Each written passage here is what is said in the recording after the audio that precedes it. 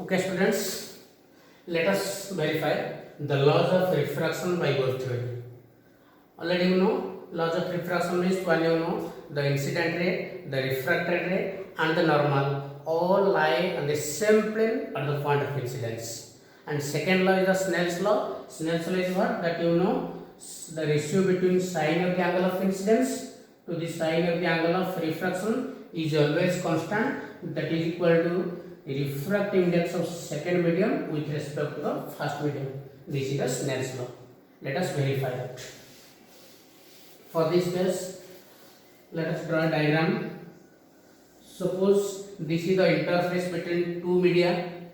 This is medium 1. I will consider as the rarer medium where speed of light is c1 and a refractive index as mu1. And this we will consider as medium 2. This we will consider suppose denser, and here speed of light is c2 I am taking, a refractive index I am taking as mu2. This is the interface between the two media. Now here a parallel beam is incident on this transparent surface. This is ray 1, this is ray 2. Now if this is ray 1, ray 2 are parallel to each other, then we can see that A, B is the plane wavefront. AB is the plane wavefront. This angle is 90 degree. Plane wavefront means what? At every point on this surface, the particles are vibrating in same phase at the same time. Complete? Now, in a particular time, suppose a certain time, the phase of particle A is equal to phase of particle B. After certain time t, suppose light from point B reaches at point D. At a particular time t, suppose light from point B reaches at point D. So we can write the distance BD is equal to speed into time. That speed in B to D, it is an area of medium. What is the speed? C1. C1 into time taken t. Okay. In the same time t, light from point A suffers refraction. So it is a normal, it is the angle of incidence, so it suffers refraction and is moving from rare to denser, it will bend towards the normal. Clear? And this is the angle of refraction. Now in same time t, suppose light from point A suffers refraction and reaches at point E.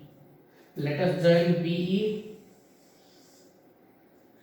If you join BE, if you join DE, what we are getting? That all points on the surface are having same phase. Means the phase of the particle at point D must be the phase of the particle at point E. That means DE is the refracted wavefront. So this is the angle of refraction. And already you know AB is the incident wavefront. So this is the angle of incidence also. So again I will tell you, from point B to D, light takes time to reach there. At this, in the same time, light from point it reaches at point E. That means phase of the particle present at point D and E are same. So DE is the refracted wavefront and the angle of refraction. And this angle is 90 degree. Now let us consider the triangle ABD and ADE. Okay, again I will see here. In AE, here the length AE, AE is also equal to how much? Speed into time. Here speed in the second medium, speed is C2 into T. Now we will consider in triangle ABD, sin I is equal to how much? BD by AD. BD by AD.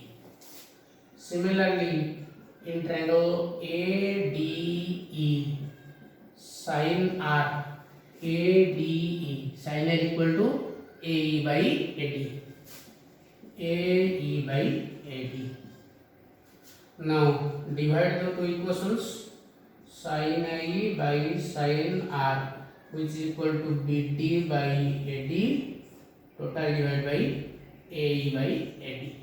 AD cancel from numerator and denominator, only remaining how much? BD by AE. The value of BD and AE is being calculated here. Let us put that value. So this is equal to how much now? C1 into T divided by C2 into T. T cancel each other, only remaining C1 by C2. So this implies sin I by sin R is equal to C1 by C2. How speed of light is related to refractive index? Already you know, speed of light is inverse related to refractive index. Means C1 by C2 can be written as mu2 by mu1, or implies sin I by sin R is equal to mu2 to 1. This is your Snell's law. So this verifies the refraction by wave theory. Thank you.